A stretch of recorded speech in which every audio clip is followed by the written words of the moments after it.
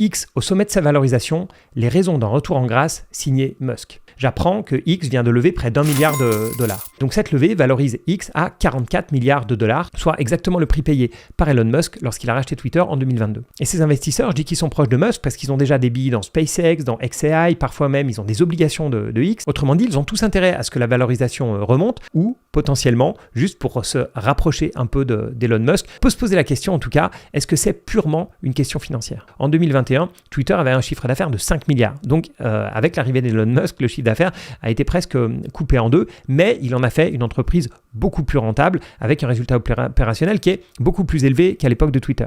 Elon Musk sait très bien quand il fait une levée de fonds comme ça, sachant que lui, il est un petit peu des deux côtés, puisqu'en tant que dirigeant de X, c'est lui qui va décider du prix de vente, il est aussi acheteur avec des amis qui sont très proches de lui, donc le prix décidé, c'est pas juste une question financière. Parce qu'il sait très bien que ce chiffre va être scruté. Il fait pas juste une levée de fonds, il envoie un message, regardez, X vaut toujours 44 milliards, j'ai pas fait n'importe quoi.